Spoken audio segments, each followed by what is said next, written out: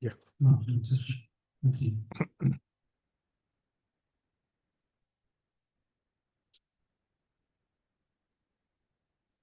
Om Sahana Vavatu Sahanau Bhunaktu Sahaviryam Karavavahai Tejasvinavadhitamastu Ma Vidvishavahai. Om Shanti Shanti Shanti. So, this session we will try to discuss two topics that are mentioned here: how to control anger and stress. And second one is guiding the younger generations. We'll come to that later. So, how to control anger? So, what is anger? Before knowing how to control it, we should know what anger is. Krishna defines anger in the Bhagavad Gita, or the effect of anger. Anger, everyone knows what exactly it does to us. But how does anger arise? Anger is like other emotions. Most of the emotions that are aroused in a human personality is because of unfulfilled desire. If the desire is fulfilled, then we feel elated. If we get what we don't like, then there is a tendency to be angry, either on the person or the situation, or you can be angry on yourself because you did not get what you like.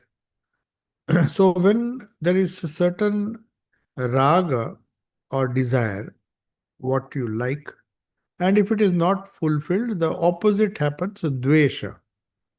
Anger is also known as dvesha. We are angry because of unfulfilled desire. So,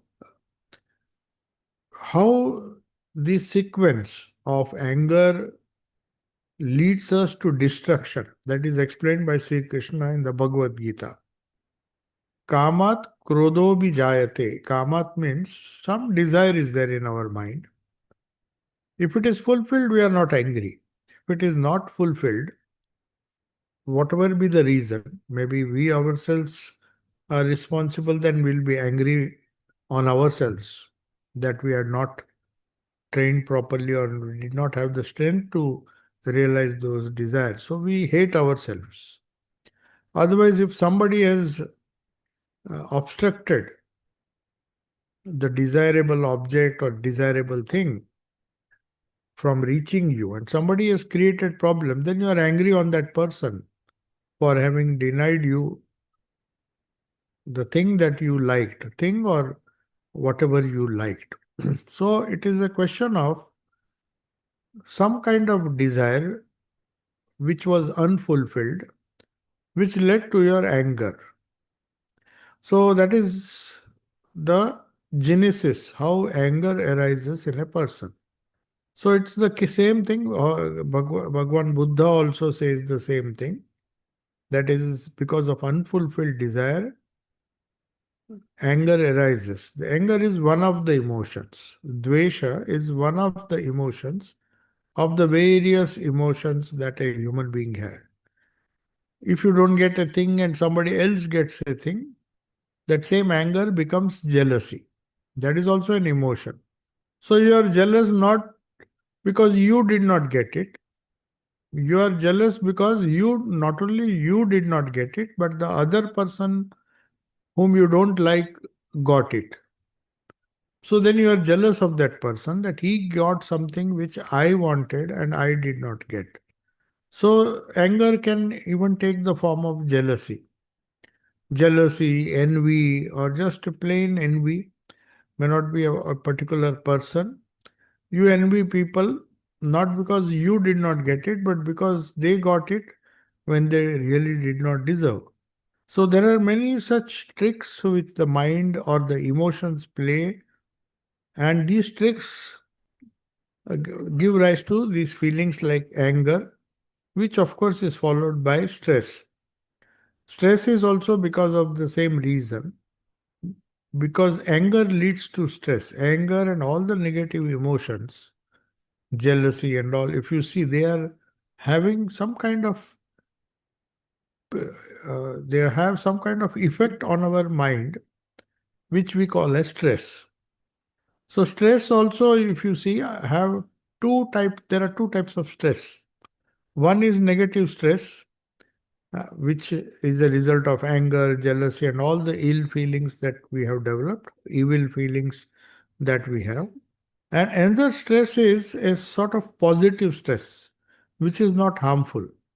That stress leads you to do better and better. Say, for example, I'm stressful. I have a stress that I am not able to meditate. Whereas I see so many other people are sitting nicely and meditating. I feel stressed that no matter how much I try to meditate or sit down, my mind is pulling me in different directions. So you are stressed. But that is a good stress in the sense you are upset that you are not able to meditate, so you will try harder. You are upset that you could not achieve a particular goal, so you work harder to achieve that. So all these things are a result of positive stress, which is necessary. Otherwise, without positive stress, it is difficult for a person to move forward. So stress is not always bad, but anger is of course bad. But even there, even in anger, Sri Krishna said, he gave a very nice example, is to say in Bengali, Mod firiye dao. Mod firiye dao mane just turn it. Turn the direction. He says anger and all those things are not bad if they are directed towards God. For example, he says, if you are angry, don't be angry for silly things. Be angry on God because He is not giving you the wisdom, He's not allowing you to do spiritual practices, He's not giving you peace. So instead of being angry on other people who will react, because anger has its reaction. Every thought of anger that you send towards any person, whether he is near or far, it will come back to you. Swami Vivekananda says in his Rajoga, it will come back to you with compound interest. That means the effect may not be felt immediately, but when it comes back, because that anger has been in the minds of the person on whom you directed the anger, he will wait. And just like money, it will come back, according to Swamiji, with compound interest. So we have to be very careful. Now, how to control anger? This is the genesis of anger, how anger arises. So kamat krodho bijayate. Krodho bhi abhijayate. Jayate means to be born. So Krishna says, because of unfulfilled desires for things or for uh, any other purpose, we if something is denied to us, our desires are denied to us, we become angry. So krodha, that is known as krodha. Krodhat, what happens if you become angry? Why is anger bad? What does it do to you? Apart from the psychosomatic problems that you develop because of anger, blood pressure, and all those things are known to all. It has, because every thought of our mind will affect our body. Our body and mind are connected. So that is why all the diseases, most of the diseases, unless they are contagious diseases, they are psychosomatic. They are not fully because of they are not somatic diseases of the body. They are diseases of the psyche, mind, and the body. So it is a mind-body problem that we face. So anger, apart from its effect on our blood pressure and other things, it has an effect on our minds also. So what happens when there is krodha? Kamat krodho abhijayate means krodha abhijayate. Krodha comes, is born. So what happens if krodha comes? Krodhat bhavati sammoha. So one is deluded. When you are angry, if you observe, when any person is angry on somebody, he is not able to take a rational decision. If you want to take a rational decision, you have to allow the anger to subside. If you are angry and take a decision, it will always be wrong. Sammoha means you get infatuated. I mean, it causes you to take wrong decisions. It clouds your mind. How does it cloud your mind? Out of anger, you take, you respond. Then you regret. Oh, I should not have, because of my anger, you see, I did this. Actually, I should not have done it. Because it clouded your mind, it created some kind of moha, sammoha. Sammoha means uh, the clouding of the decision making capacity. So, sammoha, because of sammoha, we will take some, I mean, we will either react in a negative way, which may not be the right thing. And what happens if you have that sammoha? Sammohat smriti vibram. Smriti vibrama means not just your memory fails. What happens if the memory fails? Memory fails means what he means is you forget the effect or the consequence of the angry word or the angry reaction that you have. Why do you regret later? Because you suffer a temporary loss of memory. Smriti Vibrama. Brahma means confusion. You don't, your memory is for the time being, when you are angry, the memory suffers and you forget what will be the consequence. If you know that if I do like this will happen. Your old memories are there in the mind, in the subconscious mind. You know if you react in a particular way, if you are angry, they will lead to very bad consequences. You have had previous experience. When you are angry, what happened? But temporarily, that anger, the emotion of anger, overpowers your memory. Temporarily, there is a memory loss. Smriti Vibhrama.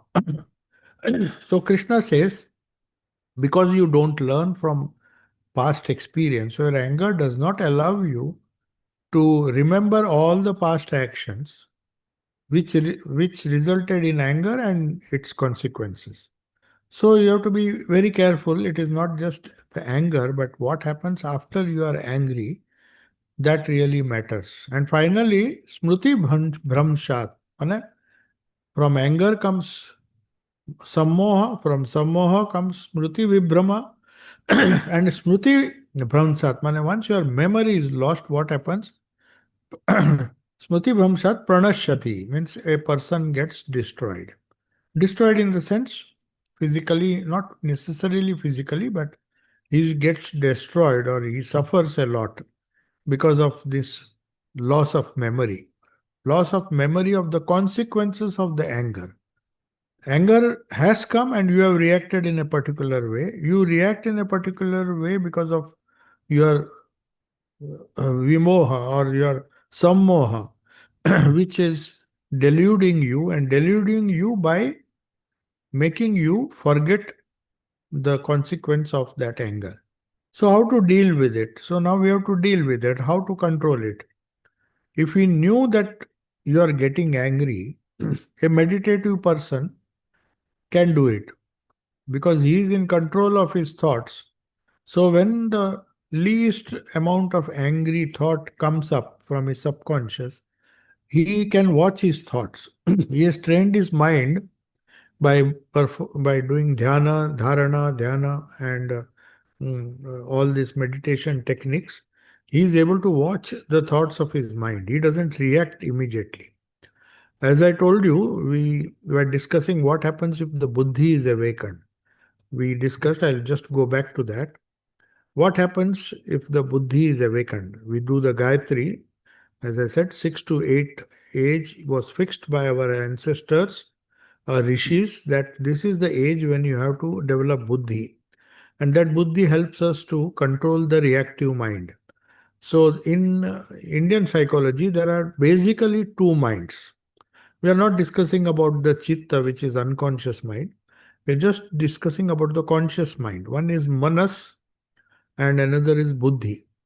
So, manas will be developed by your education.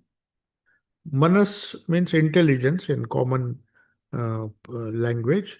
We say a person is intelligent because he is very skilled. He is good in mathematics, good in physics, good in all his subjects. So he is very intelligent. That means his manas is very well developed. So manas is a lower mind, and the higher mind is known as buddhi. So what is the difference? The lower mind is reactive in nature. Some inputs come, you see something, you are angry. So it is a reactive mind. Your manas tells you if somebody hits you, you hit him back. So it is known as action reaction. It is very common in animals. If a dog barks, another dog has to bark. It will bark back because it doesn't have a trained mind. It doesn't have buddhi. It has no capacity to develop buddhi. Only human beings have. So if we are in a reactive mode of mind, our mind, manas, if we are still at the manas level, and we react to every anger, every jealousy, every word spoken to us, if we keep on reacting and have a very highly reactive mind, then we say this person is not wise because he doesn't have the buddhi. He doesn't know when to react, when not to react, whether he should react. So that requires buddhi. So that is why Gayatri Mantra is given, that along with my reacting capacity, the capacity to react, that is the domain of the manas. So I have to develop my manas by educating myself, by learning everything, including secular subjects, mathematics, physics, chemistry, hygiene, nutrition, and even the science of the mind, psychology to a certain extent. These all will give us capacity to react properly. We don't react like animals. We just think a little bit and then react if it is necessary. That capacity is generated or is created in a human mind when your buddhi awakens. So, Dhiyo Yonaha means we pray in the Gayatri Mantra, Bhur Bhuva Swaha, all the three words. Om Bhur Bhuvasva Tat Savitur Varinyam, one who lights the whole world. So sun is not the sun which lights physically. The meaning of Gayatri is just as the sun which is lighting, which is shedding light upon Bhu Bhuva Swaha, means all the three worlds, subtle, gross, subtle and causal world. So there are three levels of existence. Gross means the world that you see with all the forces, with all the gravitational force, electric force, and the material universe. That is known as Bhu. Bhu means earth or physical world. Bhuva means the subtle world of our mind, of our thoughts. They are not seen, they are subtle. So, so the sun has to illumine not just the body or the material world, but also has to illumine or shine.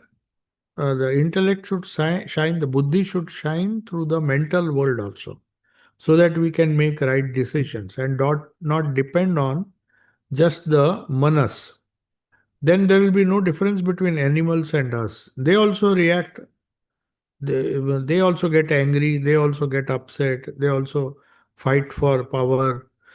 So, but our development takes place, which which ought to develop from a child, from our childhood. So they were, our ancestors designed a educational system where buddhi is developed along with manas, so that we know when to react, why to react, in which situation we should control our anger, and all these things. Training you cannot get through secular education. You have to be trained in spiritual life, either by your guru or by a specialized teacher, or scriptures, or the Gita and other books which teach you the origin of anger, what anger can do to you, how stress is created, what is negative stress, what is positive stress. So all these things affect our, real life. And the more we develop this buddhi, the more the reactionary mind is under our control. We tell, don't be angry because this anger will destroy you and it will not even cloud your smriti. Said last time you reacted, you see what happened. So don't do it now. This time you don't, just keep quiet. So your higher mind, the buddhi, will take the role of a teacher. It will tell the lower mind, you don't react or you react, how to react, why to react, how much to react, all those things, control of anger and other emotions, negative emotions, is done only by the buddhi. So that is what spirituality means. You pray to the sun god at the level of the bhu, bhuva, swaha. Means swaha means the causal level. See, there are a subtle level, that is our mind. But beyond the mind, there is a karana sharira. Karana sharira means causal body. It's a very scientific concept. It is that part of your mind or subtle sharira, from where all these samskaras bubble up. Why some people become angry all the time? Because there are lot of samskaras of anger deep within our karana sharira. Our mind may be very peaceful now, but some people will react and become angry without any reason. Some will not react. In the same situation, two brothers will react in different way. One will be calm. Then you say, oh, he is a very calm person. That is because his buddhi has developed. He knows there is no reason for me to just, because he is angry or he is inciting me or he is speaking such words, I should not be angry because I don't have to react. I have the wisdom to know that whether I should react or not to react. Now you may ask the question, if somebody is angry with us, how much should we react? Should we react at all? So according to Buddha, there is a beautiful incident. This will help us to understand and logically understand, by awakening our buddhi, why Buddha did not react and why his disciple reacted. Now there is a famous story. Buddha always used to teach his disciples through stories, giving examples. He never discussed philosophy. It was very simple. In fact, all the great people, including Bible, Kathamrita, the Gospel of Sri Ramakrishna, they are very simple books to understand. They are not complicated because religion and spirituality is very simple. The only thing difficult about religion or spirituality is practice. We know we should not get angry. It is very easy to understand what anger is, why we should not get angry, but how not to get angry. So in Raj Yoga, Vivekananda says, it is easy to tell a boy or a child or a student, don't get angry, don't do this, don't do that. So many do's and don'ts. Even Duryodhana says, tells Krishna when he is about to die, he said, I knew what adharma was, but somehow I can't follow it. I know what is dharma, but somehow I can't follow it. I know what adharma is, I cannot avoid it. No matter how much I tell my mind, don't fight with your cousins, don't be jealous. Again and again, my mind tells me to fight with my cousins. So, janami adharmam nachame nivruti. I know what adharma is, what I should not do. But still, I am helpless. I have to do it. So, this automatic, our thoughts have become automatic at the causal level. Bhur, bhu, swaha. Swaha means that portion of our personality or that aspect of our personality which is not under our control. We don't even know what is there. It is known as Karana Sharira. Sukshma Sharira we know. Sukshma Sharira we can know if your buddhi is developed. Because we see the anger is coming and then I try to control that anger by not becoming angry. So Sukshma Sukshma Manas can be handled. But Karana Sharira, even without a sharp buddhi, without spirituality, you can't control the Karana Sharira. The thoughts will come and you will react. And then you will feel surprised that why did I get angry? I don't know. I I should have controlled my anger. Now you see so many problems I have created. So this, when angry thoughts come from the Karana Sharira, to control that you need lot of spiritual practices. So Buddha's life, this example is there. So how through rational thinking, he convinced his disciple Ananda, because Ananda and Buddha and other disciples were going from house to house. They used to live by begging. They would not cook anything. So, as the practice is, when monks go, in those days they used to go knock some house and ask for food, cooked food. And whatever they got, they would share and eat. But that day they came to a wrong locality, and everywhere they went, they were shouting and scolding. In fact, some people even scolded Buddha and told him, "You are a young man, you are so strong. Why don't you take up a job and instead of begging like this?" So Buddha's disciples were very much upset that our guru is being criticized like this. So Ananda protested. Ananda said, "Why don't you say a single word? They are saying so many useless things, unjustified things. Do they not know who you are? Why should they say like that?" So he once or twice he tried to protest and he got angry. So Buddha said, "No, don't do that." Then he explained why he did not get angry and how not to get angry. So he gave a simple technique, it may help us. When somebody shouted, Buddha, just to explain to him, gave him an example. He did some exercise just to tell him how foolish it is for you to get angry because somebody scolds you or somebody says some rude words. So I said, Ananda, I have a kamandalu, that is the pot they use for carrying water. And he asked a simple question. This is how he taught. He said, Ananda, whose kamandalu is this? And he said, Sir, it is yours. You have been using it, it is yours. Oh, that is right. After some time, after a few steps, he said, Can you hold this kamandalu for some time? So Ananda takes that kamandalu and they walk. Then afterwards, he again asked the question, Ananda, whose kamandalu is in your hand? He said, Sir, it is yours. Then, after some time, he says, Okay, now give the kamandalu back to me. So then Ananda was wondering, what is he trying to teach me? Then he says, When the kamandalu was with me, you said it is mine. When I gave it to you, because it was, you still thought it is mine, you didn't say it is mine because it is with you. You said, No, it is your kamandalu, but I have accepted it.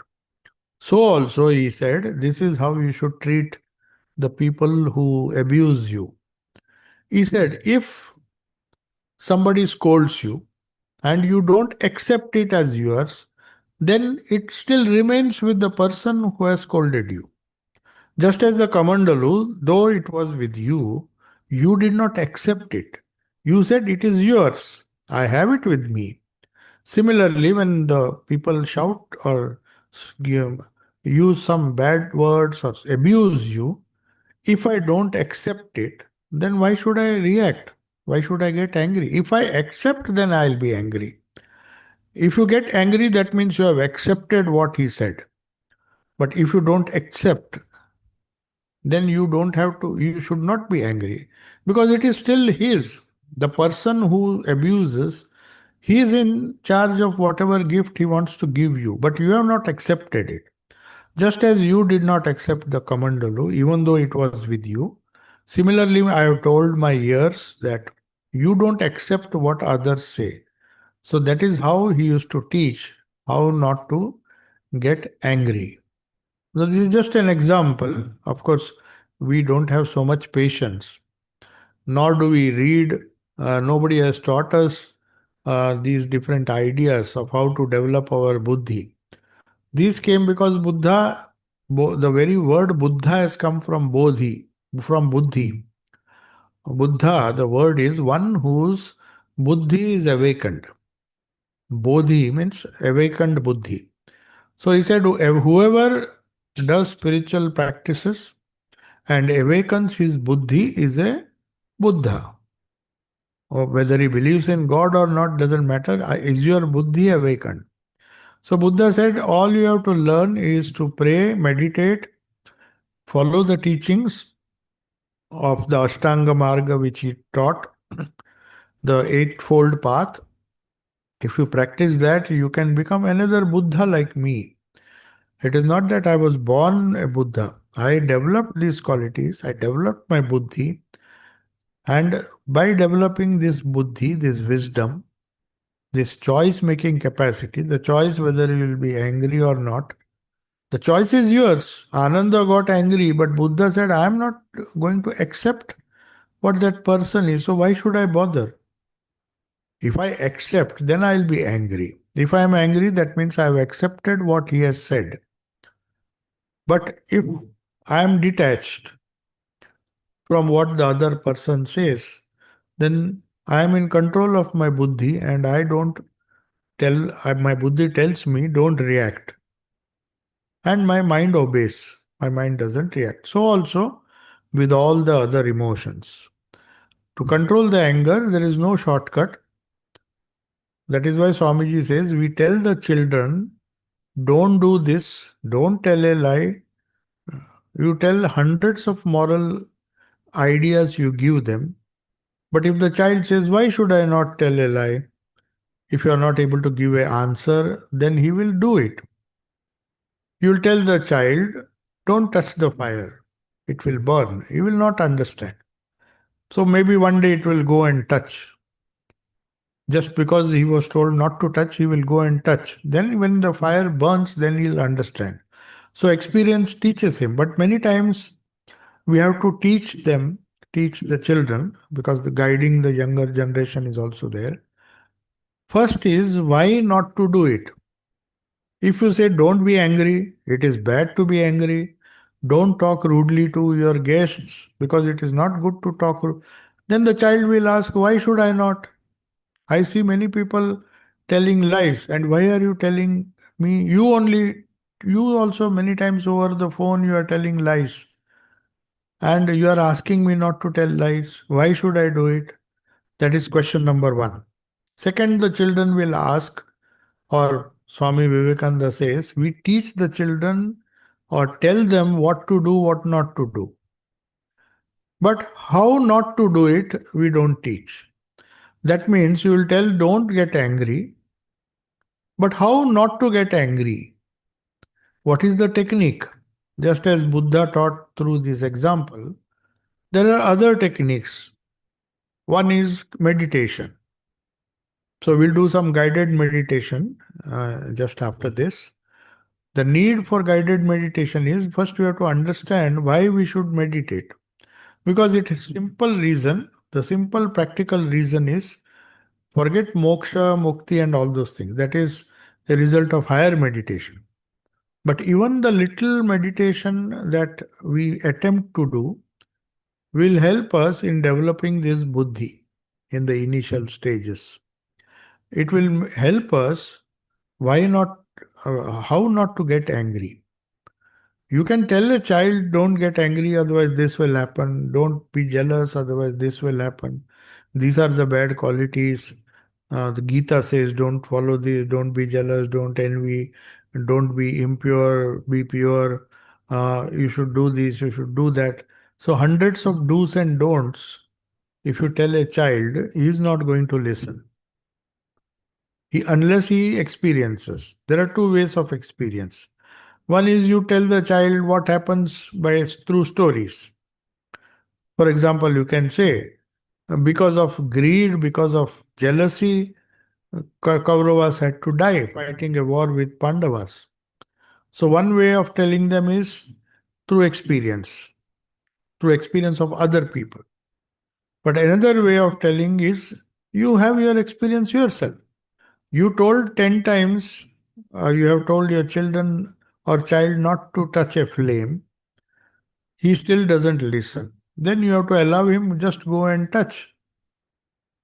What else can you do? Beyond that, we can't do anything. But once the child experiences, then he knows, oh, this is the reason why I was told not to touch a flame, because it burns. So, till it gets experience, it can be taught through others' experience. Indirectly, we can say that, see, don't do this.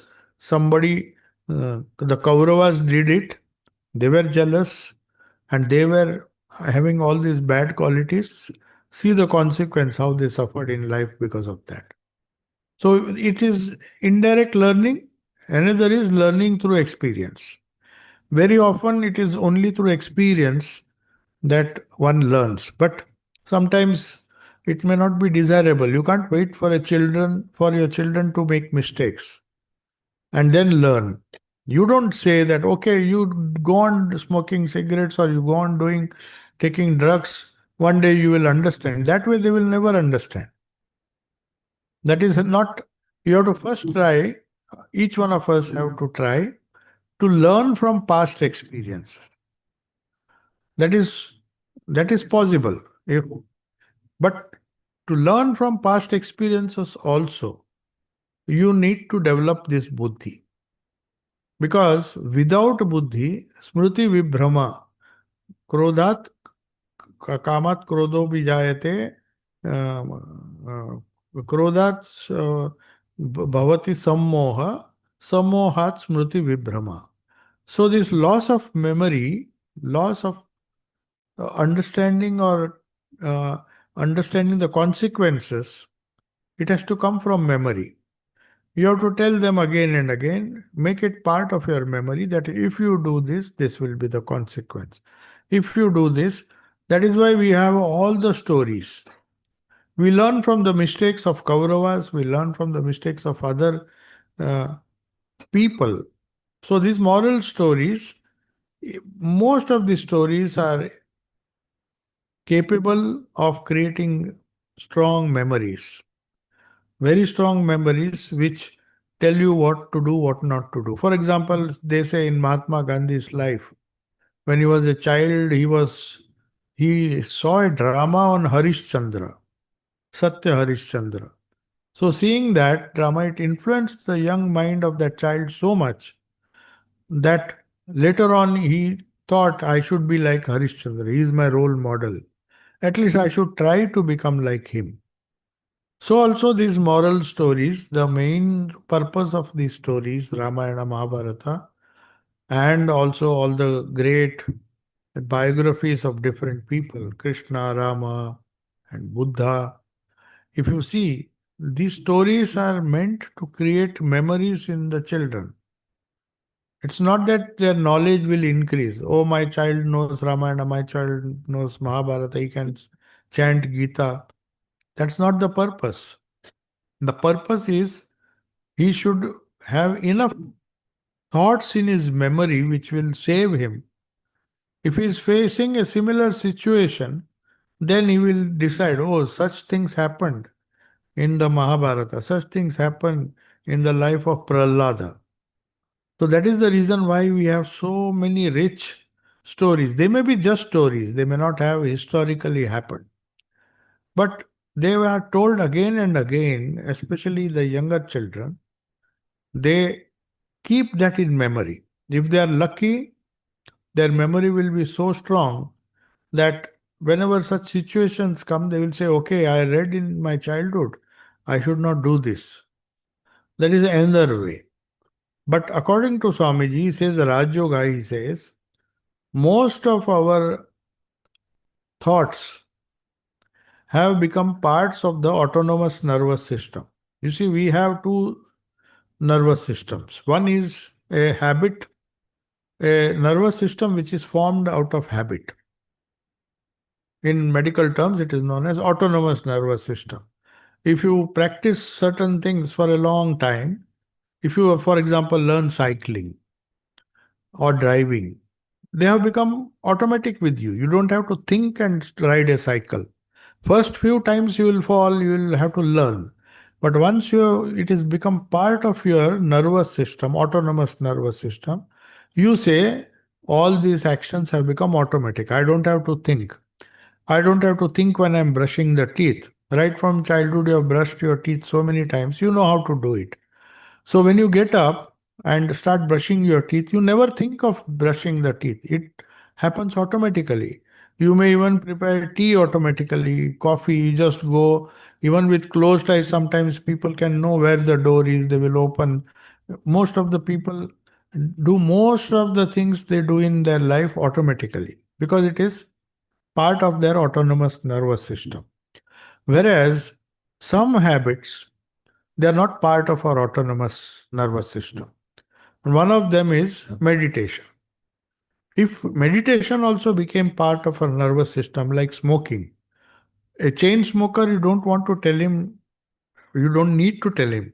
The moment he sees a cigarette shop, he will go and buy it. It instinctively he'll go and buy it and start smoking because it has become a habit. His nervous system has accepted that. Similarly, with anger and other things. Right from childhood, he has seen his parents quarreling. So every day, if you see quarreling or if you see movies, social media where these things are very common, then you can't blame the child. We can't guide them because these scenes, these experiences, they have become part. They think it is natural to be angry. They imitate their role models because they have become part of their autonomous nervous system.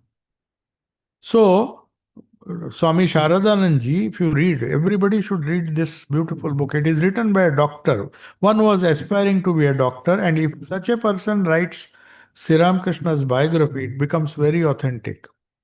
He was training to become a doctor. Unfortunately, he did not complete his medical studies, but he knew enough of physiology and he knew enough of the nervous system and its impact on a habit forming that he wrote something very important about Ramakrishna. How could Ramakrishna do certain things which we cannot do? How does Buddha do certain things which we cannot do? Because he says, with these great people, just as brushing a teeth or riding a cycle or driving has become part of our autonomous system, all these values like lack of anger, lack of patience, and all the good qualities have become part of the autonomous nervous system of these great people. So they can't do bad even if they want to. Just as a person, if he's never smoked in life, you can't force him to smoke because it's not part of his nervous system. But you don't have to tell a habitual smoker, the moment he sees a cigarette, he will smoke. Similarly, he says, Swami Shardanji says, every idea, good idea, spiritual idea, had become part of the autonomous nervous system. He calls it nervous association of ideas. We have ideas, but Sri Ramakrishna had those ideas, but they were not ideas. They were nervously associated with everything that he did. So when he said, I can't touch a coin, he said, Taka mati, mati taka. He used to say, they are having the same value for me. Then everybody laughed, including his nephew Hriday. He said, মামা তো পাগল হয়ে গেছে টাকা মাটি কি করে হবে দুটোই ফেলে দিচ্ছে গঙ্গায় he is throwing everything saying taka mati mati taka, but he was practicing this. He was telling the relative importance in a spiritual life. Mati is taka, taka is mati, there is no difference. He was not happy just by telling or talking. He made it a part He nervously, all his whole nervous system accepted the idea that it is as useless. So when Naren tried to test Ramakrishna by putting a coin under his bed, he just jumped. His nervous system could not accept the touch of a coin. It's not a joke, it's a very scientific approach to how you have to get rid of. That was an extreme case, we can't do it. But Sri Ramakrishna showed that it is only through repeated habits, it is only through development of the buddhi by spiritual practices, by meditation. Meditation means thinking one idea over and over again. People ask, why do I have to do japa every day? I would rather listen to some nice YouTube videos. Every new Swami gives some new idea. But you can't replace. Japa is important because it is habit forming. Without habits, nothing, our life will not change, no matter how many books we read. There are people who read all their life, they will be reading books. But there is no repetition, no habit forming. If you become, your habits are formed in our life only if we do it repeatedly. Even a simple thing like smoking. If you smoke once, you are not a habitual smoker. If you have to smoke hundreds and thousands of times, then you can't get rid of that habit. Similarly with drug addicts and others. So also with japa, it has to become a habit. Prayer has to become a habit. Gayatri has to be repeated till the buddhi is awakened, till it becomes part of the nervous system. So the best way to guide younger generation is tell them how not to do certain things or how to do certain things. And for that, the only way is repeated practice, which leads to meditation.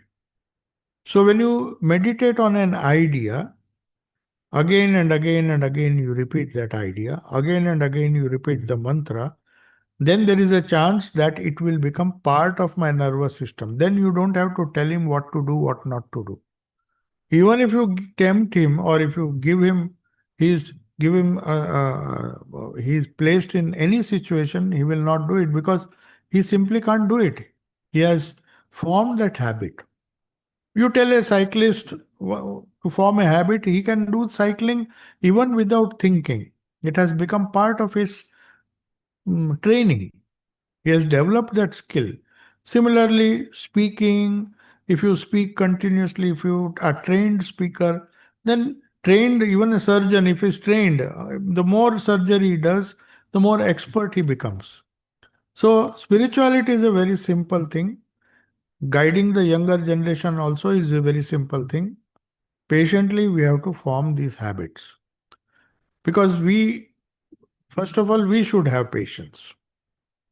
They see everything that has spirituality changed my parents? He goes to the temple every day. My mother goes to the temple every day. But after coming home, if they shout at us, if they can't control their anger, then they'll say, what's the use? Something is wrong with our parents. They are very observant. You see, the younger generation is very observant. They will see. Sri Ramakrishna's life, that example is there. A father brings his young son, who has doctor has told him not to eat jalebi, that sweet. And Sri Ramakrishna, he tells, you tell him, otherwise he is not listening to me.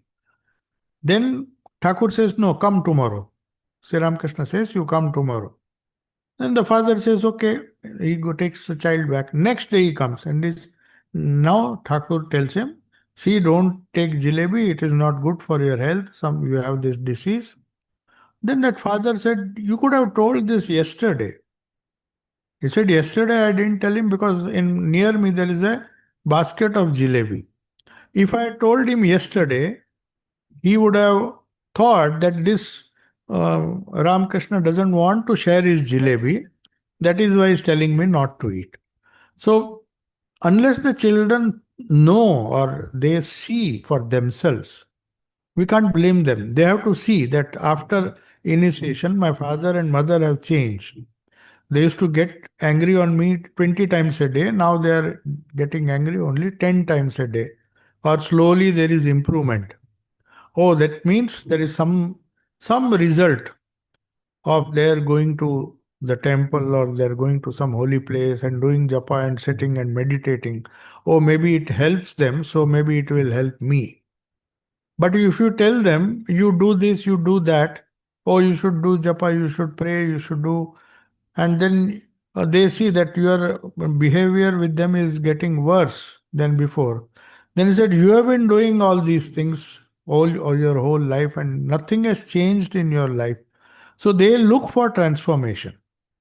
And we should also see if our spiritual practices, are they making us more peaceful? Are we able to become better people? Are, do we get less angry? Because after 40 years, say you are initiated 40 years before, or you have started some spiritual practice 40 years. So in 40 years, you can become a double PhD, or you can have three PhDs also in secular subjects. So if we forget PhD, if we don't change anything in our life, then who will believe us? They'll say we are better off. Let us go and behave the way we like. I don't believe in your spiritual practices. This is very important to understand. They understand.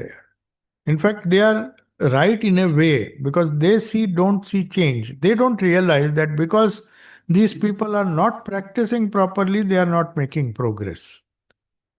Whether they are initiated or not, they said after initiation, after 40 years, when in the world, if you practice anything for 40 years, if a doctor has to become a good doctor, no matter how many mistakes he makes, 40 years of practice in any field, any secular field makes one expert in that field. So we don't judge the same spirituality with the same measure. For us, spirituality is a hobby. Going to temple, attending a few talks, reading some books, and we think we may be religious, but we may not be spiritual. And as somebody asked the question, without even going to temple, can one be spiritual? Yes, one can, but it has to show in our lives. That 5 years ago, I used to get angry. I used to have so many problems with my emotional life, but now things are settling down. So then we don't have to judge whether he goes to the temple or not. He has found some spiritual technique or some technique of training the mind, the buddhi, directly or indirectly. It has brought a transformation. That should be enough. That is how we define spirituality. So now it is almost a few minutes are there. If you can ask some questions, I just gave you general. And about stress, I don't want to discuss too much because stress is not such an important thing. It is of late, the stress, removal of stress and all those things. Stress has been given too much importance. Stress is not always bad. The negative stress is bad. If you control the negative emotions, then automatically the stress will go away. But stress, the mind has infinite capacity to bear stress. For example, when a surgeon is doing an operation, he is fully stressed. If he is not stressed, then he will not, in a positive way. He has to be fully focused. The more you try to meditate, the more there will be stress because you are dealing with thoughts. You are trying to control the thoughts. You are trying to focus hard. So that stress is not going to harm you in any way. It is a positive stress. It is only the negative stress, the stress because of wrong thinking or the stress because of not able to control the mind. Thoughts are coming from hundreds of sides, hundreds of desires coming and not allowing you to sit quietly. That is negative stress. So if you meditate and have intense activity at one point, whether you are doing some surgery, whether you are cooking food, if your 100% attention is there and if you are fully stressed, it doesn't harm you. You will see that. It is only when you hate the work that you are doing. If you are enjoying the work you are doing, you don't have to bother about hard work. It will never cause negative stress. If a surgeon loves his job, if a driver loves his job, or if any sportsman loves his job, he will do anything. He will practice for hours and hours. That will not give him stress. It will, in fact, increase his willpower. In fact, it will be karma yoga. That stress is, you don't have to bother. You don't have to even control that stress.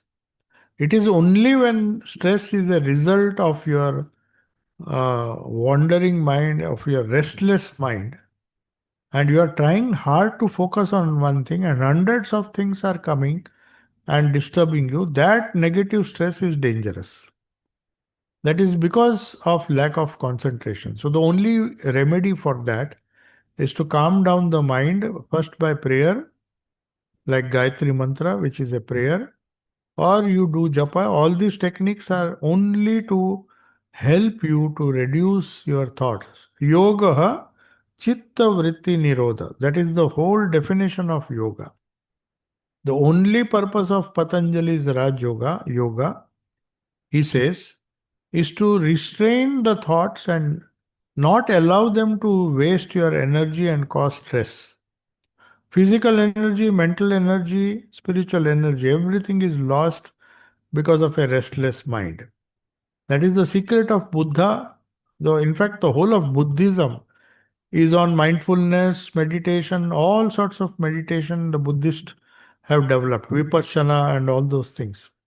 Why? Because they knew a restless mind is the cause of all our troubles, all our anger, all our negative emotions. They amplify it, cause problems. So the only solution is to control all negative thoughts. And to do that, the best way is to repeat the name of Lord. That is the simplest and the best technique. That is why Holy Mother Sharda Devi said, Japat Siddhi. Many young women used to come. They were not educated. They were simple village women. They came with so many problems. So mother gave only one solution. Holy Mother used to say, Jap kore jao. Just do japa. Repeat the name. It's a wonderful psychological technique.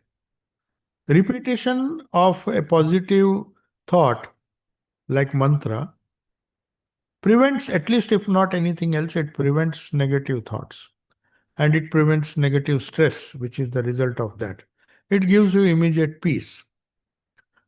That is how spiritual life begins and ends. In fact, Holy Mother said, if you just do japa, that is japat siddhi. So continuously doing japa, holy name, so many in the bhakti tradition. If you even see ISKCON, oh Harer Nama, Harer Nama, Harer Nama Kevalam. They were not fools. Chaitanya Mahaprabhu did not come to cheat us. Krishna did not come to cheat us. They all gave the best possible psychological advice. We think it is simple. We think we want complicated things. We want to go to counseling, psychiatrist, this, that. They came with the most effective and the easiest way. Holy Mother says, easiest and the best way to solve all the problems of life. Not just physical problems, physical, mental, spiritual. Easiest and the best way. You don't need any kind of counseling, you don't need any course, you don't need any stress management workshops. There are so many stress management, very popular. In India, it is, I think, more popular than England and other Western countries. They charge thousands of rupees just to remove stress. I don't know how they remove stress. I don't think they are effective, but at least it will empty your pockets. Whereas here, everything is free. Holy Mother doesn't charge you anything. She is giving the best stress management technique, which is time tested. And she gave it to the village women of Kamarpukur, Jairambati, and whoever came, and they were happy. They got peace without even going to a psychiatrist. And we have to spend thousands and thousands of rupees. So, anyway, the younger generation, as I said, the best gift we can give them, the greatest inheritance they will get from us is not money or the bank balance, but if we train them to concentrate their minds and meditate and control their thoughts, I think we would have given them the greatest gift of their life. They can make their own careers. We don't have to bother about our children or grandchildren. They are capable of doing only thing they find it difficult in spite of their careers and success, which they don't get, and then perhaps they will blame the parents at some stage that nobody taught us to control our minds. If we can do that, and the methods are very simple.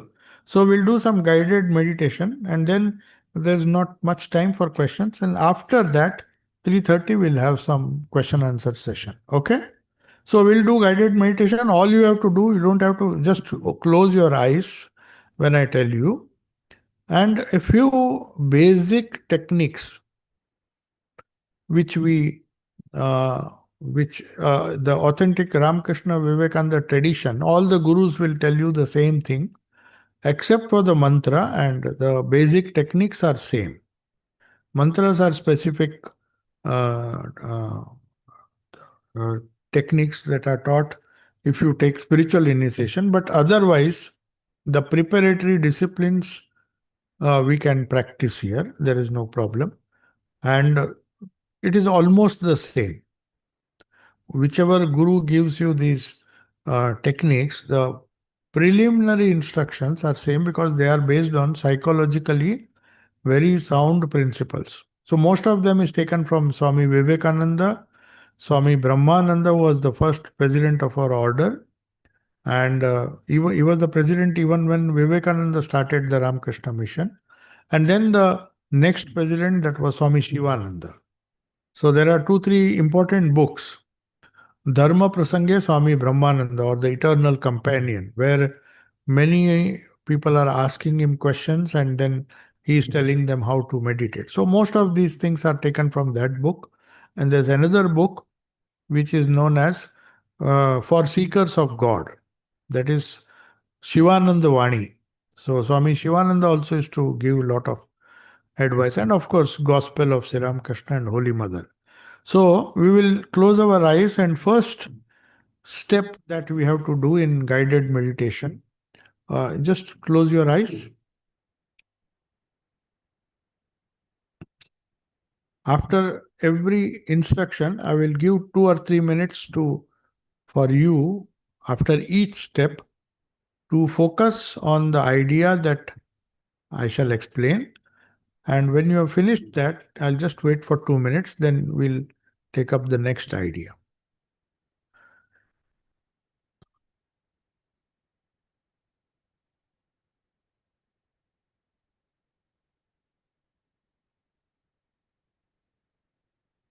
The first step is to pray for people around you and people all over the world. So I'll repeat a prayer, then you can meditate and pray in your own way. Let all beings be happy. Let all beings be peaceful. Let all beings be blissful. Let all beings be spiritually enlightened wherever they are. And let all beings be spiritually enlightened.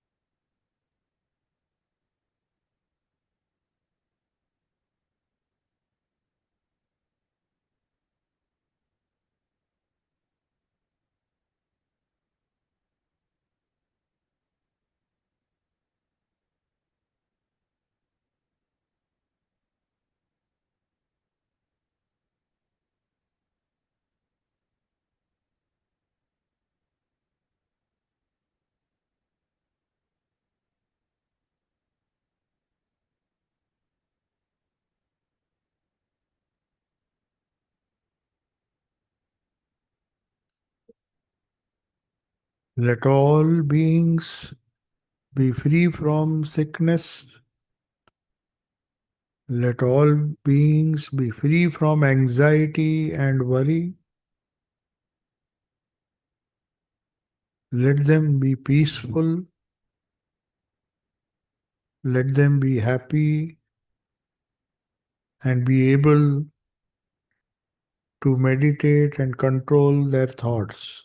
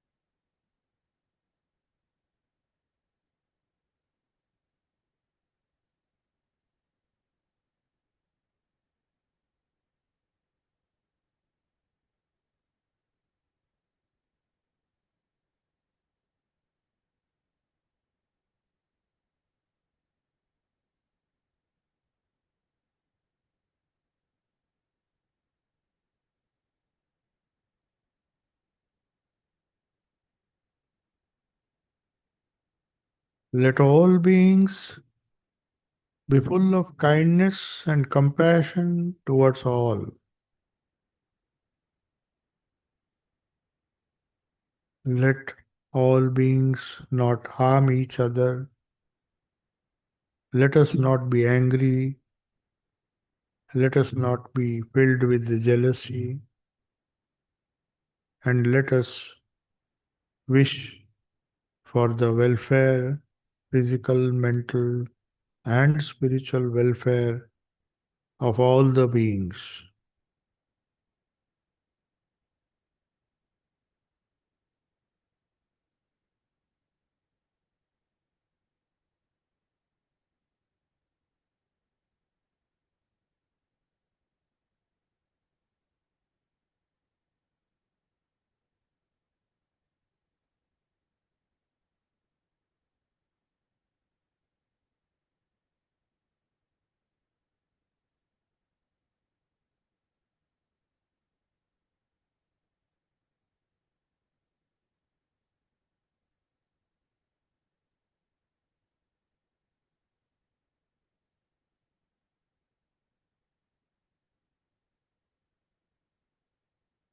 Now I pray to all the gods and goddesses of all religions,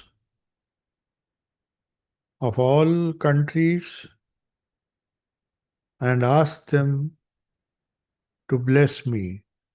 I seek their blessings for my spiritual life so that I can meditate in peace.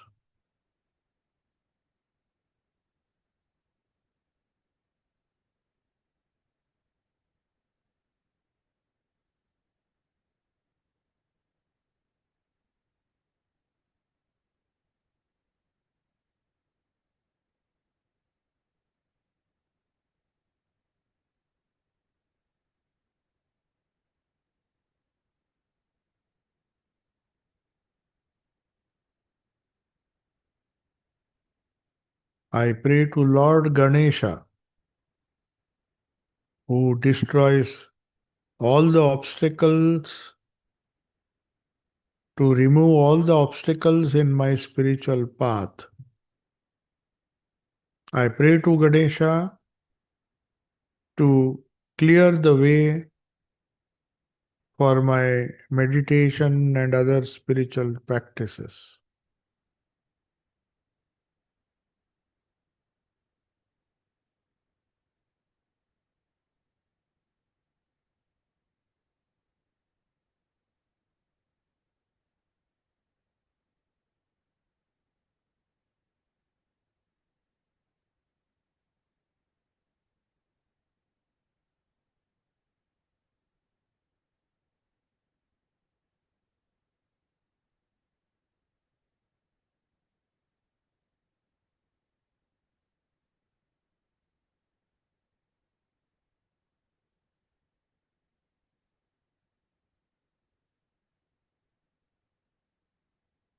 Now I pray to Shiva, who is sitting in eternal meditation in Kailas.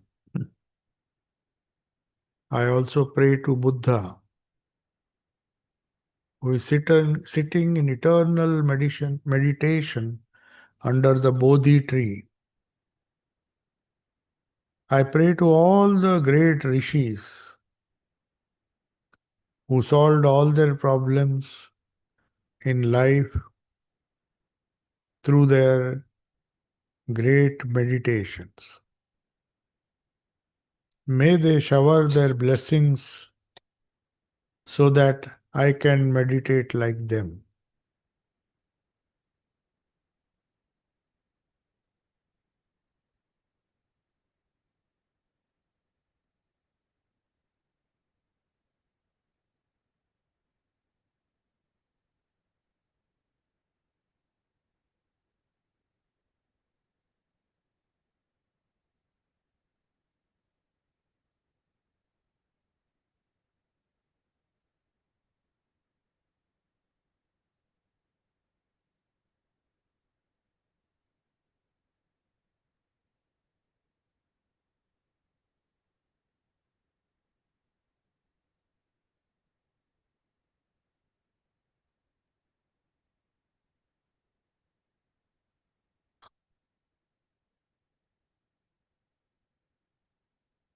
Now imagine that your body is strong and steady.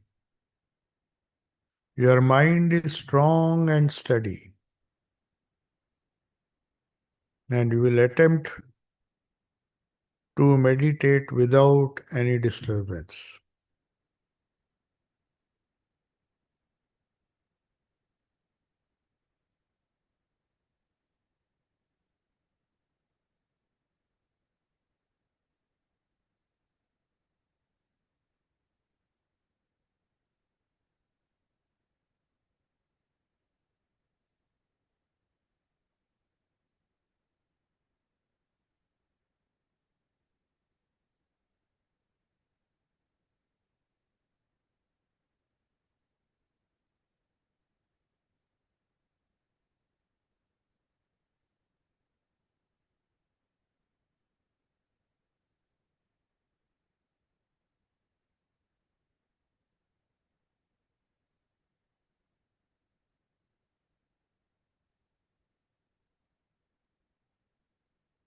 Now you pray to your Ishta Devata or your chosen ideal so that he showers his grace upon you and guide you in your meditative life. May he give you the strength to repeat his name and meditate on it for a long time.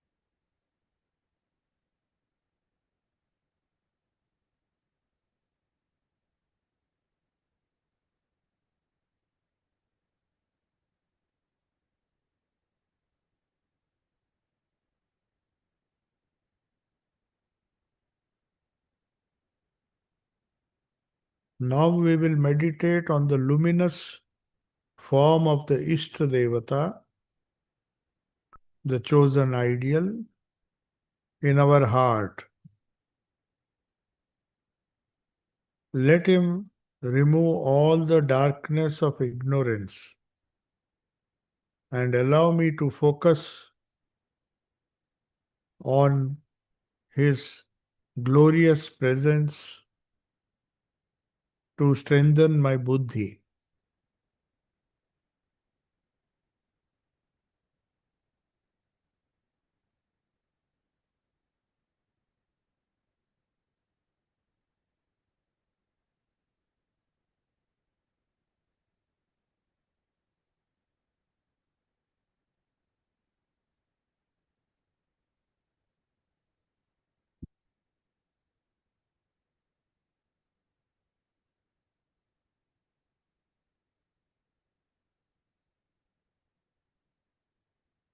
Now you imagine that the bright illumined form of the Ishta or the chosen ideal is removing the darkness of ignorance by his glorious presence and light.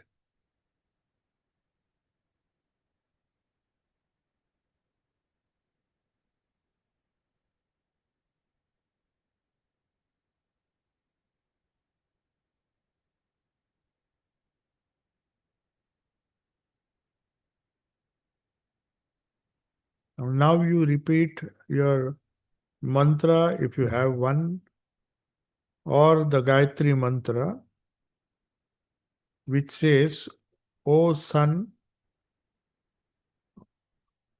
please remove the darkness of your ignorance by the bright light of spirituality and awaken my buddhi.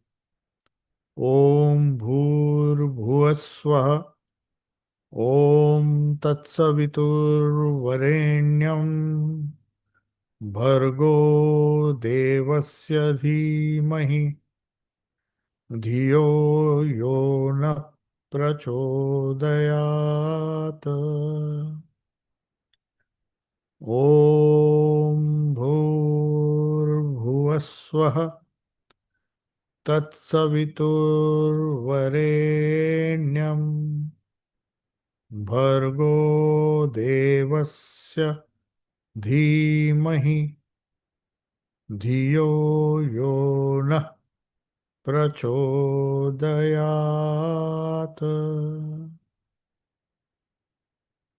ॐ भूर्भुवस्वः तत्सवितुर्वरेण्यं भर्गो देवस्य धीमहि धियो यो नः प्रचोदयात्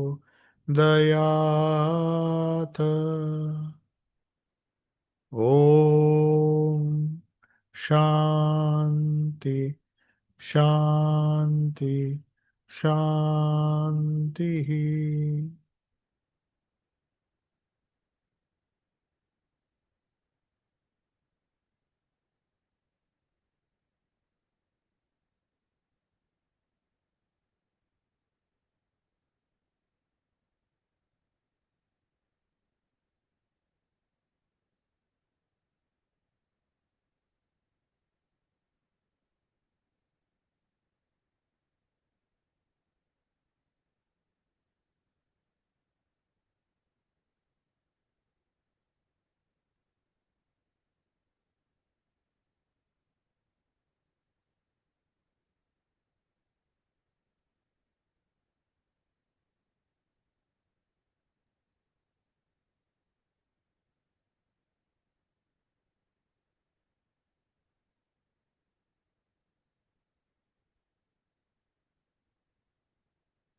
Now you meditate that the luminous presence of the Ishta or the chosen deity in your heart is always with you. Wherever you go, whatever you do, you will try to feel His presence, and He is ever guiding and protecting you.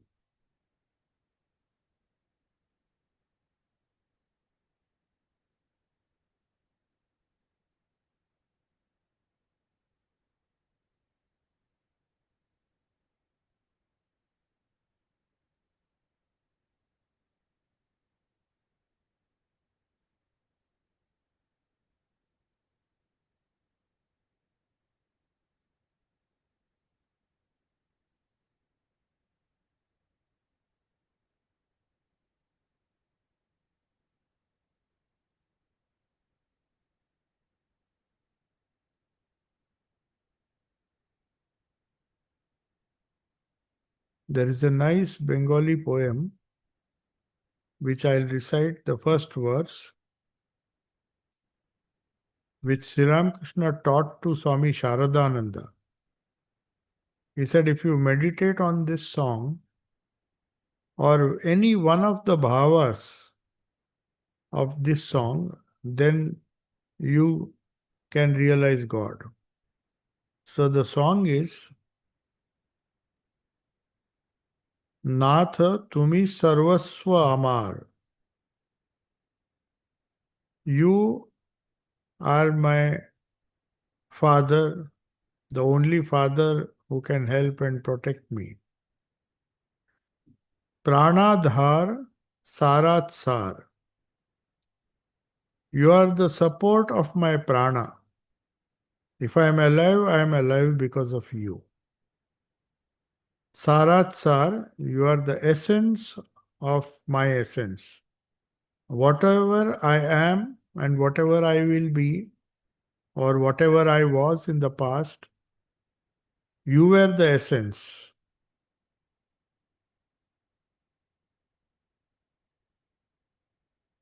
Nahi tuma bine kehu tribhuane. In these three worlds, the gross, subtle, and the nether worlds, there is nobody in these three worlds whom I can call my own. Nahi tuma bine kehu tribhuane. In these three worlds, nobody is my own. You are the pranadhar, the support of my life. You are the saratsar. You are the essence of the essences.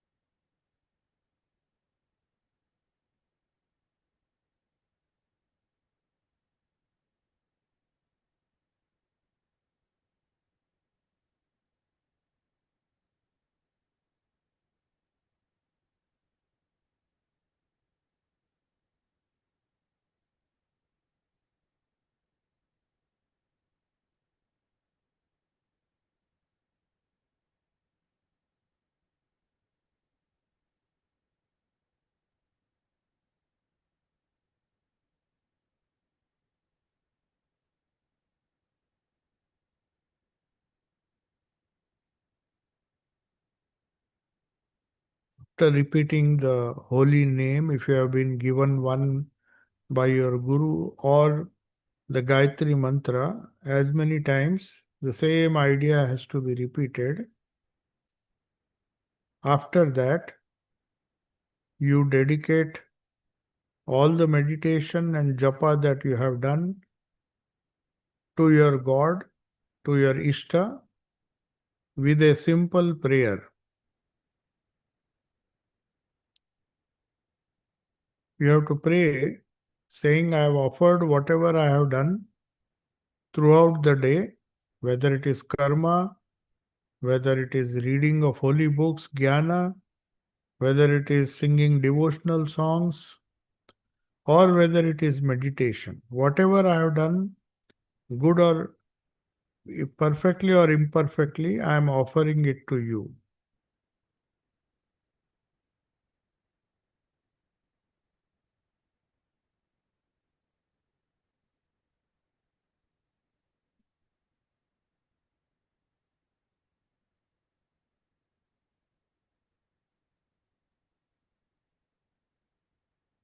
Now, this is the final prayer because all our spiritual sadhana has to be continued, and we can only continue till our life is there, till we die. And we do not know the beyond.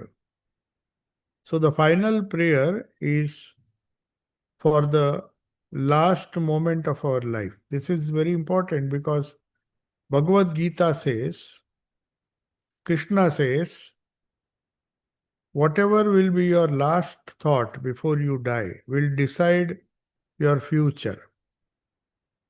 It is considered to be very important that whatever we have done in life, good or bad, it will really not matter if we can remember him before death. That is why this last prayer, we have to pray, O Lord, please accept my offerings of spiritual practice and all the good things that I have done at your holy feet. Let me remember you, if not all the time, at least at the time of my death. If I don't remember you, you please don't forget me and remember me so that I can reach the goal of life. This prayer is important because we never know what will be our last thought, which is going to decide our spiritual future. It is there in all the scriptures that it is not important. It is definitely important how we have lived our lives, but it is most important to know how to die. Once Swami Vivekananda was asked, your Hindu religion, your Vedic religion doesn't teach you how to live. So immediately he replied without hesitation, but our Hindu religion teaches us how to die, which your Western religion does not teach. So this is an important prayer. Whatever we do, we have to remember that our destiny will depend on the last thought that we think. And Swamiji says, all our spiritual practices are meant for that last moment. We may not realize it now, but all our spiritual practices, they conclude with this prayer that, O Lord, let me remember you. Please bless me that I remember you, because that will be the defining moment in my life. But even if I forget you, you please don't forget me and take me to your ever blissful abode of freedom. That is the highest prayer. So we'll conclude with this famous Vedic prayer to our Ishta Devata or to whichever God we believe in. Om Asato Ma Sadgamaya. O Lord, lead me from the unreal to the real. Tamaso Ma Jyotirgamaya. Lead me from darkness to light. Mrutyorma Amrutam Gamaya. Lead me from death to immortality. Om Shanti, Shanti, Shanti.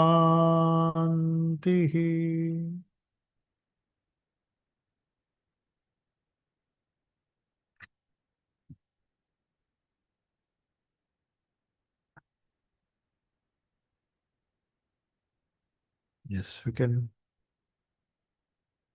If you want, you can meditate for 2-3 minutes. Then we'll have question answers.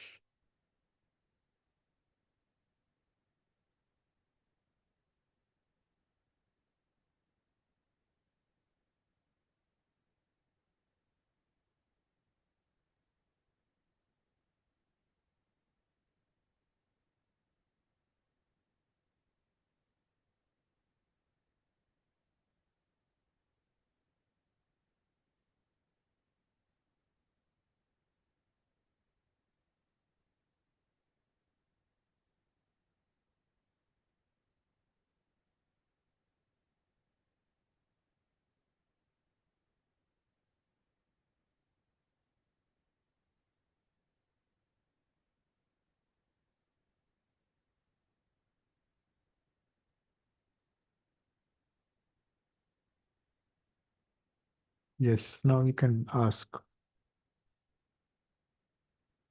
Anybody has any question?